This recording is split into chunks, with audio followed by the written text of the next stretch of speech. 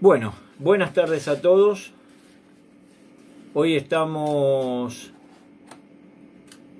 precisamente, vamos a estar concentrados en un tema muy interesante. Yo quiero que ustedes hagan un ejercicio de imaginación para poder abordar la temática que nos corresponde al día de hoy, porque se trata de una introducción al psicoanálisis, ¿sí? Yo voy a tratar de que ustedes entiendan perfectamente todo, más allá del aspecto técnico, ¿sí? Que refiere a algunas definiciones que quizás no resultan tan fáciles de poder llegar a comprender, sobre todo aquellos que no tienen alguna formación o algo hecho en materia de psicología. Pero no obstante eso, no se preocupen porque va a quedar muy entendido esto. Pero ¿por qué tenemos que tratar psicoanálisis? ¿Por qué las nociones en psicoanálisis?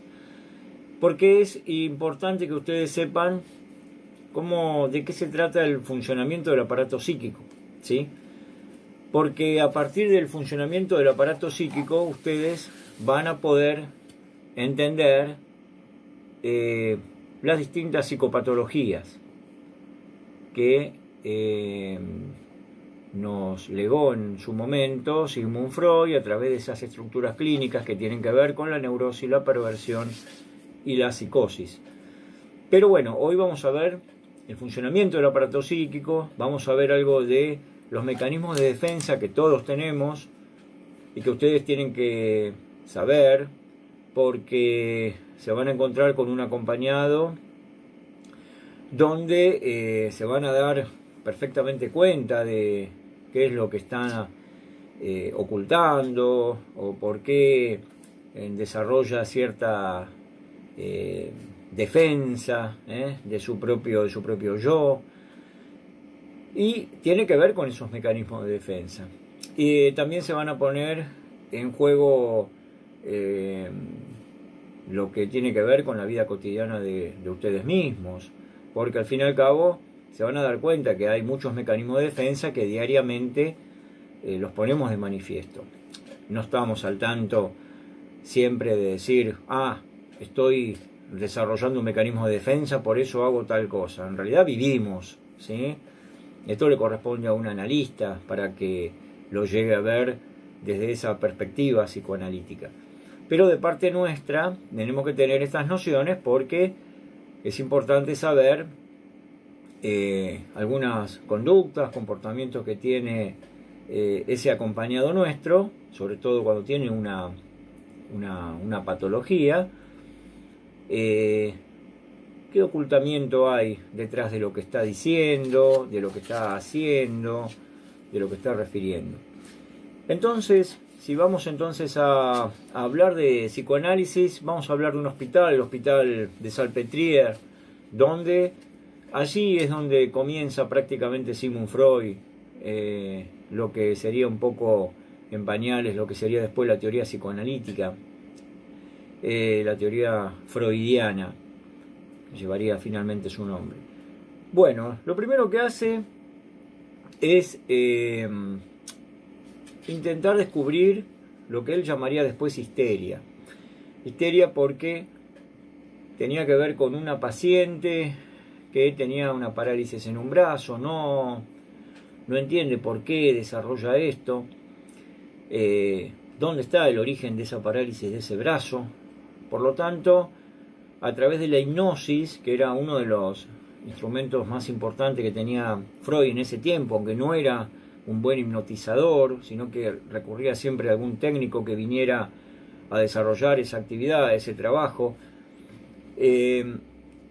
empieza a darse cuenta que hay problemáticas que no han sido resueltas y que por ese motivo se generaba esa parálisis de brazo, en ese brazo.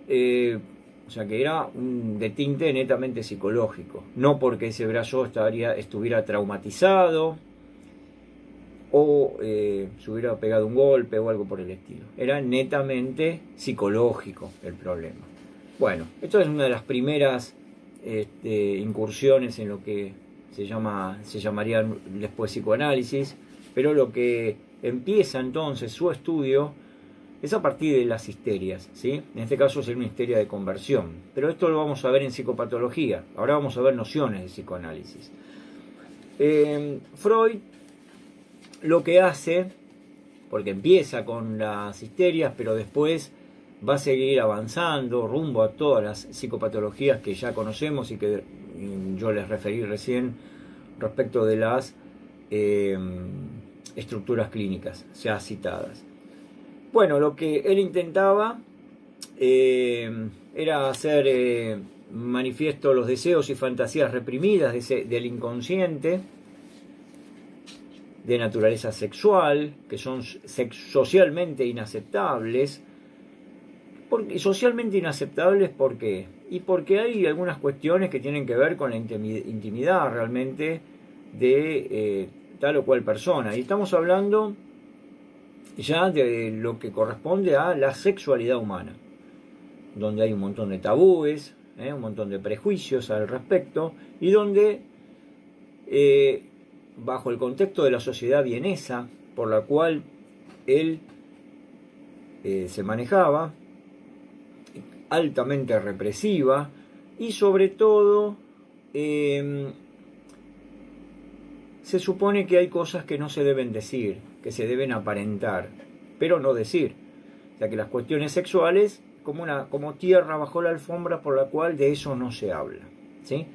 Hay muchas de estas cuestiones que llegan hasta nuestros días, No obstante, las sociedades están mucho más abiertas, sobre todo las sociedades occidentales, pero no obstante eso, estos prejuicios, los tabúes, todavía existen, ¿sí? No han sido depuestos, obviamente. Pero imagínense que en ese tiempo Sigmund Freud estaba tomado como, y bueno, no digo un degenerado, pero una persona que tenía ciertos pensamientos de mal gusto. Para la psicología en sí, el psicoanálisis es algo novedoso, pero estamos hablando de algo no observable, como se venía generando la psicología hasta ese entonces. Entonces, algo que no se observa, que no se puede pesar, y bueno, ¿cómo se le va a dar la derecha a este tipo de psicología nueva? Recuerden que lo que hace Sigmund Freud es tratar definiciones acerca de dos tópicas. Una tópica que incluye el consciente, el preconsciente y el inconsciente, y la segunda tópica, el yo, el superyo y el ello, que son como analogías, esta segunda de la primera. Por lo tanto, esto no es medible, no hay un poder de observación, un realismo, no es una mesa, no es una silla, una pared que yo la puedo tocar, no se puede tocar al yo, ni al superyo, ni al ello, pero por eso les pido que tengan un ejercicio de imaginación respecto de esto. Obviamente que siempre cuando aparece un nuevo paradigma, y aparece con Freud en la psicología, hay resistencias, muchas resistencias, porque es algo que viene a irrumpir en el seno de la sociedad, de una sociedad científica. Bueno,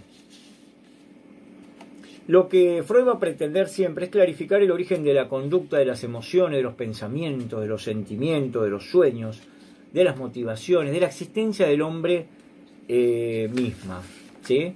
Esa existencia del hombre misma y todo lo que rodea al hombre, en cuanto a su comportamiento, sus proyecciones, sus transferencias. Bueno, eso es lo que va a apuntar Freud para poder empezar a saber algo más, empezar a descubrir internamente a ese hombre, internamente en el aspecto psíquico, donde él supone que es donde está el origen de las conductas. Bueno, cuando hablamos entonces de los niveles, hablamos de una primera tópica, donde hablamos de la conciencia, la cualidad, que es la cualidad que caracteriza las percepciones externas e internas dentro del conjunto de los fenómenos psíquicos. es el estado de vigilia que nosotros estamos permanentemente, estado de conciencia, donde hay muchas cosas que las tenemos realmente reprimidas. El preconsciente, calificación de los contenidos que no están en la conciencia pero pretenden estarlo, por ejemplo algo en la memoria nuestra, ¿sí? Si de repente quiero acordarme de mi maestra de primer grado, bueno, voy a tener que, en este momento, hasta el momento en que quiero recordar, lo tengo sepultado en ese, por debajo de lo que es el preconsciente, o sea, lo tengo en otro estado, pero puedo apelar rápidamente a saber el nombre de la persona porque apelo a la memoria, ¿sí? Entonces el preconsciente puedo apelar a recordar cosas, ¿sí? El inconsciente, contenidos no conscientes, obviamente, lo reprimido que busca llegar a la conciencia. Pero en cuanto a la segunda tópica, que es como una suerte de analogía de esta, vamos a hablar de 3 cosas importantísimas. A nivel consciente va a estar el yo, los pensamientos, las percepciones, todo lo que nos rodea, los manejos cotidianos que tenemos, lo hacemos a conciencia, con estado de vigilia. Todo eso que nos pasa va a generar que nosotros soñemos en algún punto, en algún momento de la noche, cuando ya estemos en reposo, y donde cuando soñamos hay ciertos restos diurnos de cosas que nos pasaron, que se entremezclan con lo que se llama los sueños y lo onírico, esas elaboraciones oníricas, los sueños, que a un terapeuta y a un psicoanalista le van a dar un montón de material para poder trabajar, ¿sí? El nivel preconsciente, los recuerdos, el conocimiento almacenado, y refiere al superyo. El superyo sería la conciencia moral del hombre, de la mujer, esa conciencia moral, esa socialización que que parte desde nuestros padres, la primaria, la escuela, la secundaria, lo que socialmente espera la sociedad, valga la redundancia, de nosotros. Bueno, todo eso hacen una conciencia moral de algo que sabemos que podemos hacer, dónde está el bien, dónde está el mal, qué es lo que podemos y no. Obviamente que hay cosas que seguramente no podemos y las vamos a hacer igual, aunque después va a haber un rasgo de culpa, pero sabemos que tenemos una suerte de contexto por el cual vamos a tener que girar, ¿sí? Y esto tiene que ver con esa conciencia moral, hay una moralidad, y va a haber un daño moral si nosotros rompemos con eso.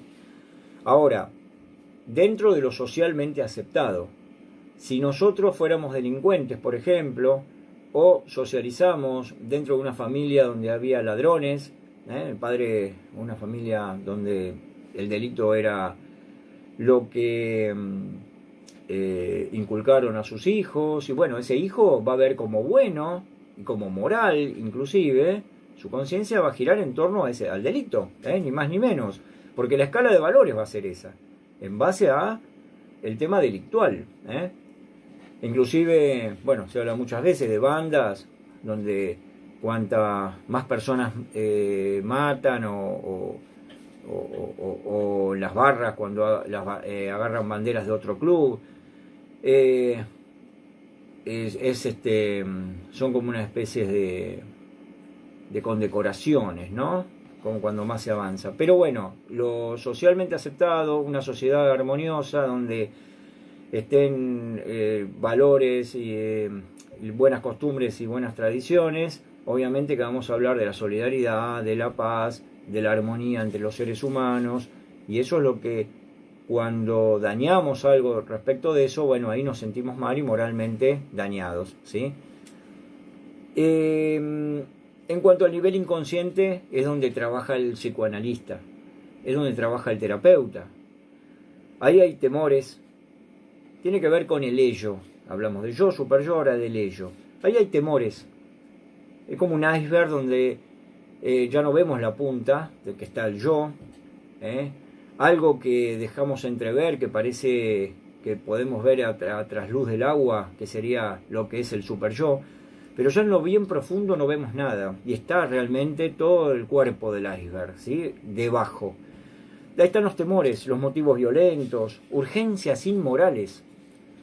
necesidades egoístas, deseos sexuales inaceptables, experiencias vergonzosas, todo reprimido allí.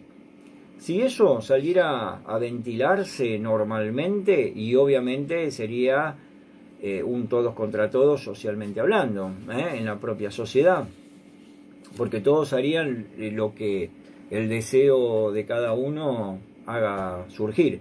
Pero para eso está entonces la conciencia moral, para eso están las socializaciones que en cierta forma, entre comillas, domestica al ser humano para que pueda vivir en sociedad, ¿sí? Que pueda vivir con una escala de valores donde unos no se vayan a matar con otros, sino que vivan socialmente aceptable, ¿sí? Bueno, después de esto vamos a hablar de los mecanismos de defensa que tenemos. Los principales son 10 mecanismos de defensa cada uno de nosotros tenemos, que intentamos siempre eludir, cuestiones que tienen que ver con lo doloroso y que muchas veces están anidados en ese inconsciente. En ese inconsciente, ese ello, tenemos precisamente muchas cosas que nos han dañado en el pasado. Un abuso en la infancia, cosas que de repente no vamos a querer recordar porque nos causan vergüenza que nos ha sucedido también en esa infancia o en algún momento de la vida. Todo lo vamos a reprimir, no lo vamos a traer a la conciencia porque o nos causa vergüenza, nos causa dolor, nos causa tristeza. Entonces eso lo vamos a tener siempre a raya, ¿sí? Va a estar en ese inconsciente. ¿Que salen a relucir? Sí, totalmente. En los sueños salen a relucir muchísimo este tipo de cosas. Cuando el sueño es mucho más bizarro, que nosotros vemos como si fuera una pintura abstracta, por lo ininteligible que es ese sueño, porque no entendemos de qué se trata, por qué soñamos tal o cual cosa, no tiene ni pie ni cabeza. Bueno, hay algo realmente importante allí que estamos tratando de ocultar bajo 7 llaves, por eso es que se sueña de esa forma. Eso es lo que nos dicen los autores. De cualquier forma, tiene que ver con lo inconsciente los sueños, tiene que ver con lo inconsciente los chistes no son gratuitos, no son inocentes, siempre tienen una raíz en lo que es el inconsciente. Hay cosas que podemos hacer en chiste porque a nivel consciente no lo podríamos desarrollar. De repente decirle a alguien, mira, la verdad, te queda muy mal ese saco que te pusiste. No le vamos a decir así porque no queremos molestar a esa otra persona o se va a sentir mal. Entonces capaz que lo decimos en chiste, capaz que es algo, es un saco de color, no sé, negro, y le decimos, la verdad que te pareces un toro. Nah, pero era un chiste. Y se lo estamos diciendo, parece un toro, en chiste. Sí, bueno, en chiste le estamos diciendo algo que es cierto, que es la percepción que tenemos nosotros. Pero es la forma de decirle, ¿sí? Y así infinidad de chistes que podemos decir, pero que guardan precisamente esa realidad, que sería cruda si lo decimos directamente. También proviene precisamente de ese inconsciente, tanto el sueño como el chiste. Y también el acto fallido, de repente decir un nombre por otro, y nos da a conocer que de nuestro inconsciente se da disparado algo que tiene que ver con otra cosa, que no era lo que estamos hablando. Los actos fallidos son muy comunes, ¿sí? Muy comunes. Decir una palabra por otra tiene implicancia. Entonces no es algo simple. Mecanismo de defensa. Por eso tienen que ver, cuando tengan un acompañado, respecto de lo que va a pasar con los chistes, con lo que tenga que ver con esa persona que sueña y nos refiere ese sueño o algún acto fallido, siempre como tienen carácter observador y son muy críticos en eso, van a tener que tener en cuenta lo que se vaya diciendo, lo que le vayan diciendo. Y también cuidado con lo que dicen ustedes, ¿sí? Como até. Los mecanismos de defensa son 10. Uno es el desplazamiento. Yo quiero que a través de ejemplos que yo rescaté se entienda perfectamente los mecanismos de defensa que todo ser humano tiene, ¿sí? Ustedes lo tienen que tener en cuenta porque van a tratar con personas que de repente hay puntas de ovillo que van a tener como para tirar a través de lo que están viendo, de esos mecanismos de defensa que están viendo de tal o cual persona, tal o cual acompañado. 1. Desplazamiento, ¿sí? Redirección de un impulso. Habitualmente una agresión hacia una persona u objeto. Ahora vamos a ver lo que tiene que ver con los impulsos de tono sexual y lo que tiene que ver con las pulsiones. Pero primero, los mecanismos de defensa: desplazamiento, redirección de un impulso, habitualmente una agresión hacia una persona u objeto. Fíjense ustedes el ejemplo que rescaté. Alguien se frustra con su jefe porque realmente está con su jefe en la oficina y la verdad que se encuentra muy frustrado porque realmente lo pone con la espada de la pared ese jefe, con las cosas que les hace realizar y todo. Se siente mal. Llega a su casa y arroja una patada al perro o a un mueble. Se descarga, bulla de blanco un perro o un mueble. Bueno, está haciendo un desplazamiento, porque en realidad ni el perro ni el mueble tienen nada que ver con esto. Simplemente redirecciona a través de esa agresión lo que sería la agresión a ese jefe, que es lo que le ha molestado por cuestiones del trabajo que tiene, que le han generado una molestia, una irritación grande, ¿sí? Entonces estamos con un primer mecanismo de defensa que es el desplazamiento. Sublimación, impulso canalizado hacia una forma más aceptable. Acá hablamos de una pulsión sexual que se sublima hacia finalidades no sexuales, ¿sí? Entonces hablamos de actividades que tienen que ver con lo artístico. Muchas actividades artísticas, físicas o intelectuales. Muchas horas trabajando en arte y voy sublimando toda la pulsión sexual que tengo, pero a través de estas actividades que no son sexuales, ¿sí? Que tienen que ver con lo artístico, lo físico, lo intelectual. Y es en un momento dado es nuestra descarga que tenemos en ese nivel. Pero es un mecanismo de defensa, lo hacemos para defendernos. Mucha gente trabaja a destajo, 9, 10 de la noche, se quedan, vuelven a la casa, llevan trabajo a la casa. Bueno, están sublimando y de alguna forma esa pulsión sexual en ese tipo de actividades, ¿sí? Represión. Esta es la primera de Freud, ¿no? De Sigmund Freud, muy importante. El yo borra pensamientos o eventos dolorosos para que no lleguen a la conciencia. Bueno, acá hay un montón de cuestiones que es muy doloroso, como decía hoy, ¿no? No se puede hacer consciente de repente a cada rato un problemón que haya tenido alguien, sobre todo, por ejemplo, un abuso en la infancia, un abuso deshonesto, una pelea con un ser querido muy importante que causó un dolor grande. Bueno, se reprime, todo eso se reprime, no puede llegar a la conciencia porque no podríamos vivir, ¿sí? Se volvería muy complicado.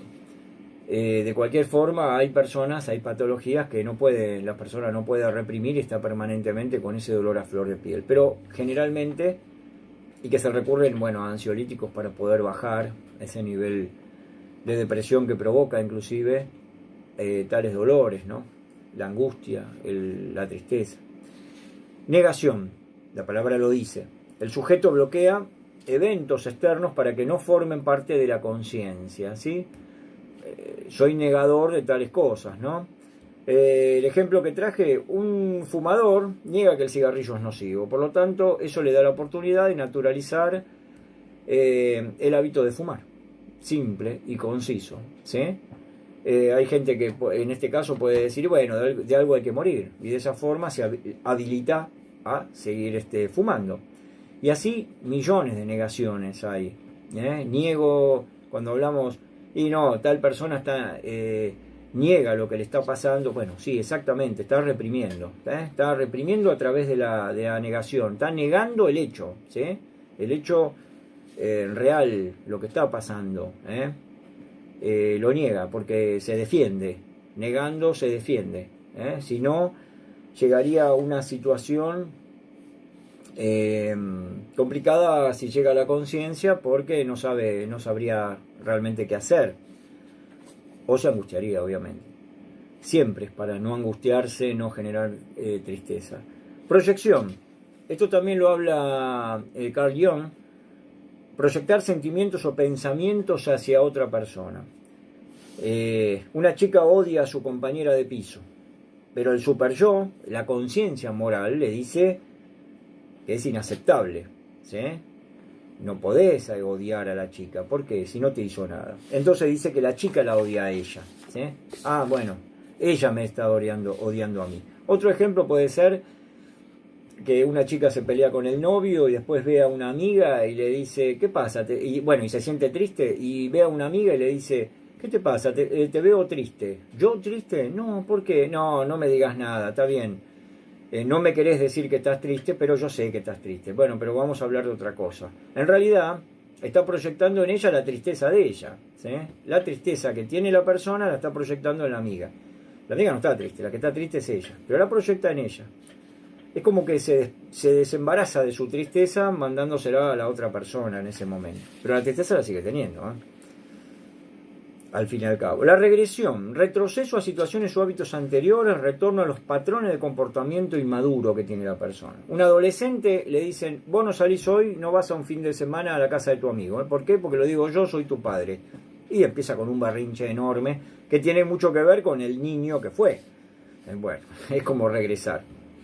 Formación reactiva, impulso controlado exagerando el comportamiento opuesto. Bueno, una persona que está muy enojada con un amigo, pero le dice que está todo bien, que está todo correcto. ¿Por qué? ¿Qué es lo que quiere evitar? La discusión, ¿sí? Está evitando la discusión. Entonces se controla y exagera el comportamiento opuesto. O sea, en lugar de irritarse o pelearse y discutir, no, dice, está todo bien, ya está, está todo bien, está todo bien. No, nada está bien, pero no importa. Hace exactamente lo contrario. Se está cubriendo también para evitar esa discusión. Y ese es el mecanismo de defensa que tiene. El aislamiento, divorcio entre recuerdos y sentimientos. Divorcio entre los recuerdos y los sentimientos. Forma de soportar y tolerar mejor los hechos y la realidad. Es relatar, por ejemplo, un episodio traumático en forma normal, como si fuera un asunto más. Hay algo que realmente fue muy traumático, pero lo voy contando de forma demasiado tranquila, serena. Es como que me aíslo de lo virulento, lo urticante, lo feo que fue el trauma que me ocasionó lo que estoy contando, ¿sí? La racionalización, se sustituye una razón real que no es aceptable por otra que resulte aceptable, ¿sí? Una mujer que se enamora de un hombre perdidamente, pero el hombre finalmente al cabo de algunos meses se separa de ella, dice no quiero salir más. Bueno, la mujer lleva 3 fracasos de parejas, por lo tanto ella dice, la verdad, yo sabía que no me convenía a mí. Entonces racionaliza, no toma en cuenta de que cuál fue el origen por el cual ella está fracasando siempre. Quizá haya un denominador común en eso, pero con este último hombre ni siquiera toma en cuenta que si hay algo en ella que ocurrió por el cual el hombre se alejó. Entonces dice, no me convenía. O sea, para ella nunca le conviene a nadie. Racionaliza el tema y no va a haber una angustia posterior, al fin y al cabo, respecto de tomar en cuenta, que sería mucho mejor tomar en cuenta para ver cómo qué es lo que originó ella para que siempre esas relaciones salgan mal, o sea, para poder tomar el toro por las astas y tratar de solucionar en todo caso el tema. Y el último, condensación, pero esto tiene que ver ciertos elementos del inconsciente que se reúnen en una sola imagen o objeto durante el sueño. Esto tiene que ver con el sueño.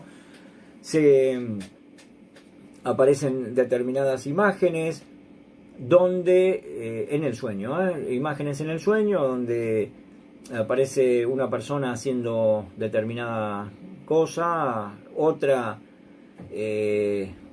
la prosigue y otra persona actúa como final de ese relato en el sueño. Como son 3 personas diferentes, donde quizás ni las conocemos, o hay personas que conocemos que están haciendo tal o cual cosa, pero hasta nos resulta extraño que estuvieran haciendo tal o cual cosa.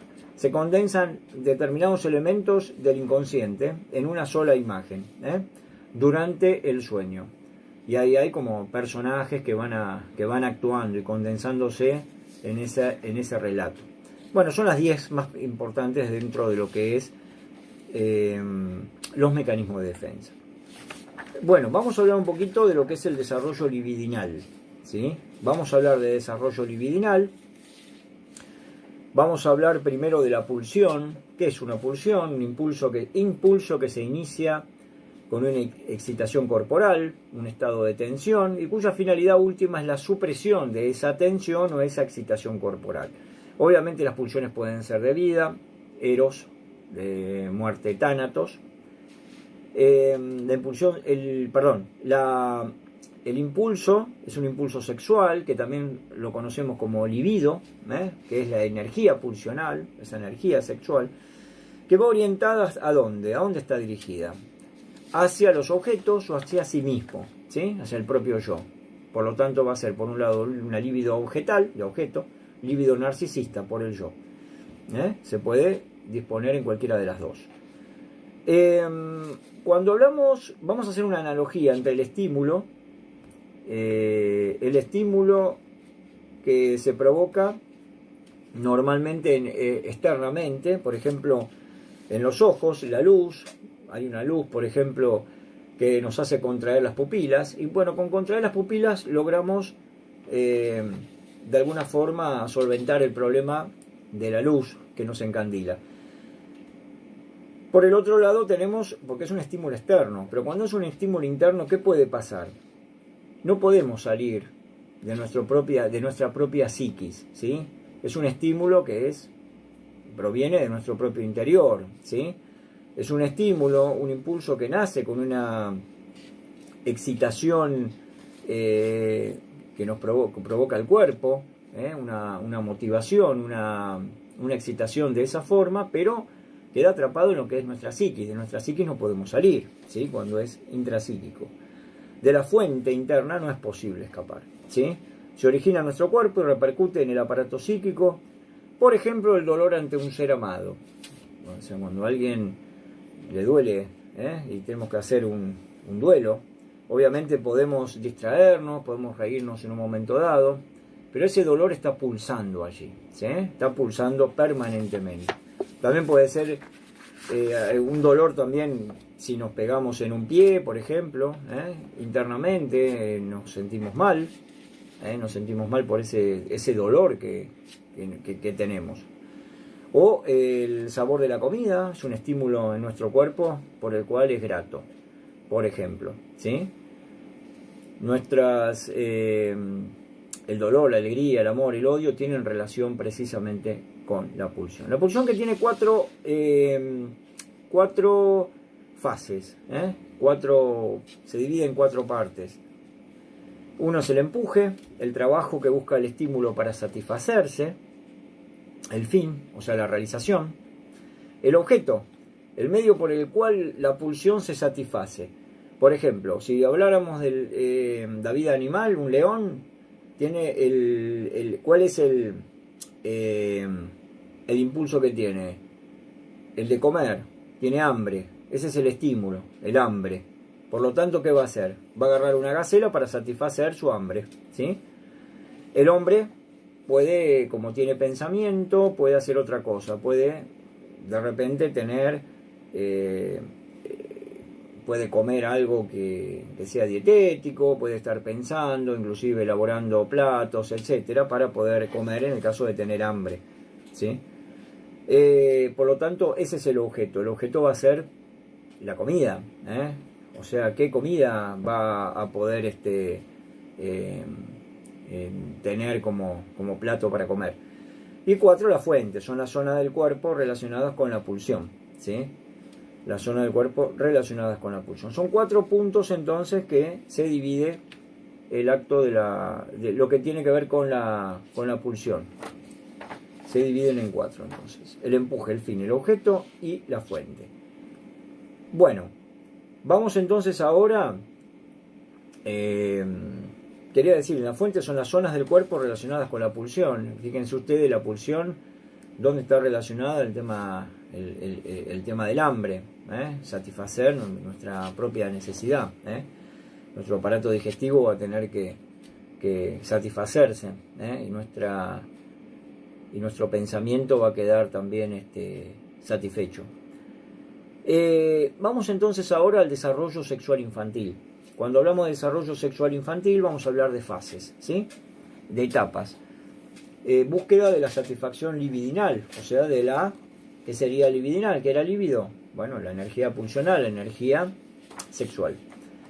Por lo tanto, hablamos de una etapa oral, hablamos de la niñez, hablamos de la etapa oral. Nacimiento hasta el año o año y medio, más o menos. Hablamos de una zona erógena que es la boca, succionar, el placer por succionar, por chupar. Esto tiene que ver con el bebé, cuando nace, busca la teta de la mamá, que es territorio propio, ¿sí? Que es parte de lo que es la propia persona, lo toma para sí.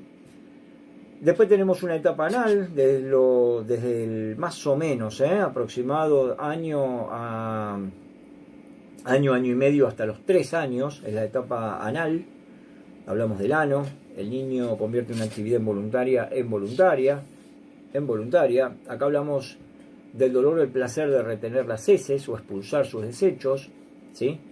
Bueno, acá no hablamos del placer orgánico de defecar, sino el placer sexual de retener y expulsar, ¿sí? Y lograr retener esas heces, que hablamos ya de la continencia de las heces, o la continencia urinaria, ¿sí? O sea, ya poder controlar los esfínteres, ¿sí? Etapa fálica, hablamos de los 3 a los 6 años. Fase de caricias masturbatorias, el placer autoerótico. Acá en la etapa fálica, de 3 a 6 años, aparece el famoso complejo de Edipo, que quiero que ustedes lo entiendan perfectamente. Yo se los traje acá muy bien especificado para que se entienda, porque siempre hay algunas cosas que no se pueden entender. Niños, esto según Sigmund Freud, claro. Niños o niñas creen que todas las personas poseen falo, o sea, lo que tiene que ver el falo es el pene. Complejo de Edipo marca rumbos diferentes. Hay una identificación con la madre en ambos casos, tanto la niña o la niña. El niño se identifican primero con la madre. El niño siente deseos sexuales hacia su madre, y al percibir niñas como castradas, o no tienen falo, abandona sus deseos, ¿sí? Por temor a la castración, a perder ese falo, porque ya ha visto de que la niña no lo tiene. Entonces, si está junto con la madre, tiene miedo. Entonces, eso se denomina angustia de castración. Cuando hablamos de siente deseos sexuales, estamos hablando de algo inconsciente, que ahí podemos hablar de lo que tiene que ver con el afecto. Y se identifica entonces con su padre. La niña abandona a la madre porque la cree culpable de su castración. Surge la envidia del falo, o del pene, ¿sí? Porque no lo tiene. Entonces se da cuenta que si es como su madre, que al fin y al cabo está con el padre, que si está con el padre, puede acceder a él. Reacciona identificándose con ella y aparece el deseo de engendrar un hijo con su padre. Esto lo tienen que ver en forma metafórica, no lo vean así, porque si no, esto que sería incesto, no. Ustedes fíjense con esto. La niña se da cuenta que si es como su madre, puede acceder a él, reacciona identificándose con ella, porque de esa forma va a obtener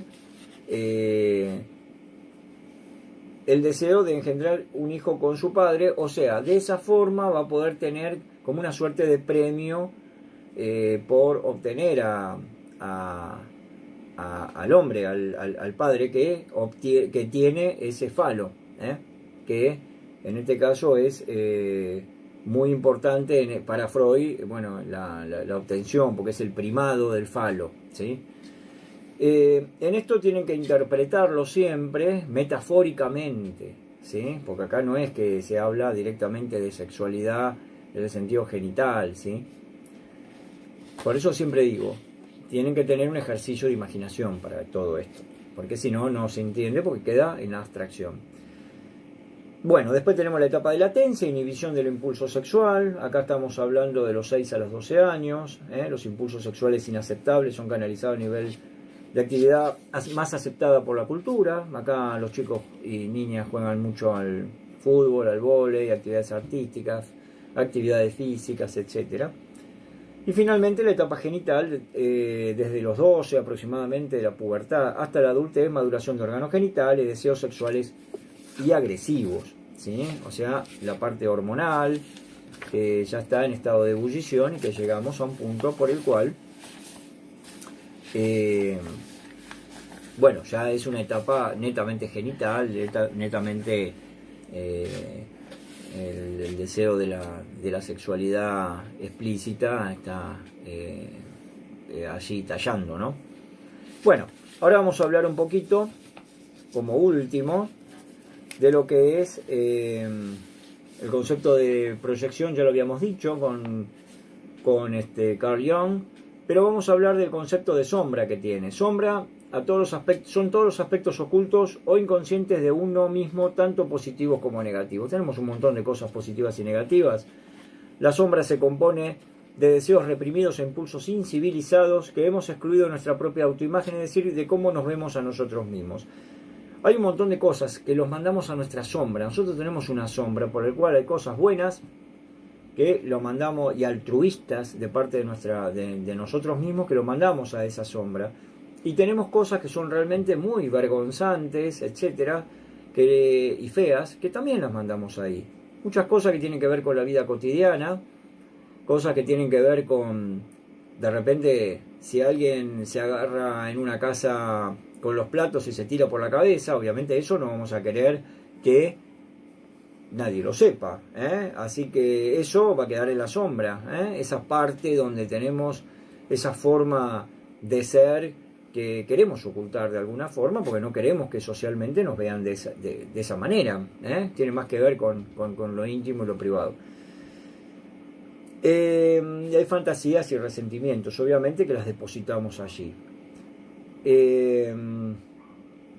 Todo lo que el ser humano rechaza pasa a ser su sombra, que es la suma de todo lo que él no quiere, pero debe ocuparse en forma muy especial de esos aspectos. ¿Por qué hay que ocuparse? Porque hay muchas cosas allí que son malas. Lo que es malo realmente nos tenemos que ocupar para poder mejorar. Si todos mejoráramos en la sociedad de estas cuestiones que son malas, sobre todo estas cuestiones que son negativas, no envidiar al otro, no tener celos por el otro, no estar sembrando cizañas, etcétera. Si mejoráramos, si fuéramos una mejor versión de cada uno de nosotros mismos, sería espectacular, porque una sociedad realmente sería mucho más armoniosa de esa forma. Bueno, la sombra está expuesta a contagios colectivos, debido a que la persona es seducida por el anonimato del grupo y se deja llevar por la masa desenfrenada. Fíjense ustedes que hay muchas cosas que tenemos reprimidas, que hay gente que va a un partido de fútbol, sale de ahí porque otros tiran piedras, esa persona no, capaz que no tiró nunca una piedra, pero hay muchas cosas que tienen que ver con su propia, que lo tienen muy anidado en su propio inconsciente, y también tira piedras en ese anonimato porque está contagiado por la masa, pero también esa parte que está depositada en su sombra sale a relucir en ese anonimato, y total nadie va a saber porque la persona se funde en el anonimato, que yo tiro piedras, ¿sí? Pero las piedras se las tiran. Entonces, eso está mal, obviamente que está mal, porque es reñido con la moral y las buenas costumbres, que realmente no es lo que nosotros queremos desarrollar. Entonces, no nos escudemos detrás de un anonimato, por ejemplo. Bueno, proyección y transferencia. La proyección la habíamos hablado hoy, ¿sí? Con respecto a que es un mecanismo de defensa, nuestra psique proyectará lo que nos sucede, pero en otra persona. En cambio, la transferencia es estar con la persona, ¿sí? La transferencia, la persona que tengo delante me va a servir para repetir situaciones y deseos tanto reprimidos como no reprimidos y pasados, sobre todo al terapeuta y sobre todo el acompañado al acompañante, ¿sí? Aquello que no puede penetrar en el consciente. Una vez establecido un vínculo afectivo, se transfiere y se pone en el otro. Yo no estoy proyectando lo que me pasa a mí, sino lo que me pasa con el otro. Un acompañante va a tener que tener mucho cuidado porque me está depositando cosas, no me está depositando, perdón, está de alguna forma transfiriendo algo que le está pasando a la otra persona conmigo o a un paciente con el analista.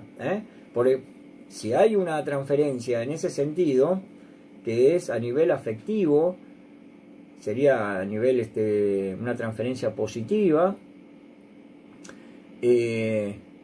realmente va a ser una transferencia por el cual va a poder de alguna forma mejorar la persona en el caso de los problemas que va teniendo. Pero si la transferencia puede ser afectiva, obviamente, pero puede ser negativa, hostil o erótica, que tampoco sirve, cuando ya se provoca esto en un analista, de parte de esa transferencia que le está generando ese paciente al analista, y estamos hablando de que la persona, si erotiza el vínculo, erotiza la transferencia, quiere decir que hay cosas que no las quiere resolver, y está demorando esa situación y mete el erotismo por delante. Obviamente que esto se va a dar cuenta el terapeuta, y si la contratransferencia, que es lo que nosotros sentimos por lo que nos está transfiriendo la persona, el paciente o el acompañado, vamos a tener un problema, porque ahí vamos a tener que separar la paja del trigo, ¿sí? Si nosotros quedamos metidos en un vínculo erótico, bueno, no va a haber mejora de parte del paciente ni del acompañado, y nosotros vamos a tener que dar un paso al costado porque no estamos haciendo nada bueno en pos de los objetivos por el cual como acompañante terapéutico o el analista como analista estaba llamado a hacer, ¿sí? Bueno,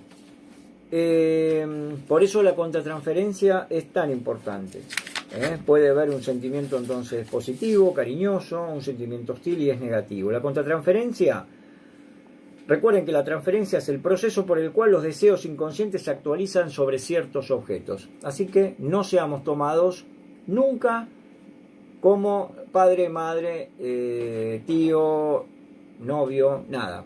Novia, nada por el estilo. La contratransferencia, lo que nos pasa a nosotros con la transferencia que nos hacen. Por eso tenemos que observar mucho esto, porque no podemos habilitar algo que no corresponde habilitar en el sentido de contratransferir al paciente ni erotismo, ni hostilidad, ni agresividad, ni nada de eso. Sí, un vínculo que sea consolidado a través del cariño, del afecto, pero que siempre tenga que ver a la luz de las mejoras que pueda ir logrando esa persona, ¿sí? O sea, nunca perder las perspectivas. Si se pierde la perspectiva, se pierde el acompañamiento terapéutico sin ningún tipo de dudas. Pero bueno, si somos observadores, si estamos despejados de nuestras propias dudas, vamos a poder lograr los efectos realmente deseados en ese acompañado. Bueno, espero haber sido bastante ilustrativo con el teórico de hoy, que sé que tenía alguna complejidad respecto a la parte técnica, pero intenté hacerlo lo mejor posible. Ustedes no van a ser psicoanalistas, sino que tienen que tener nociones de psicoanálisis para poder después abordar las psicopatologías y bueno, después acompañar a alguna persona en el caso de que se dé con psicosis, con alguna precisamente psicopatología. Bueno, hasta acá llegamos. Les voy a mandar las actividades también. Muchas gracias por la atención. Cuídense y nos estamos viendo la próxima con el teórico del próximo día, ¿sí? Hasta luego.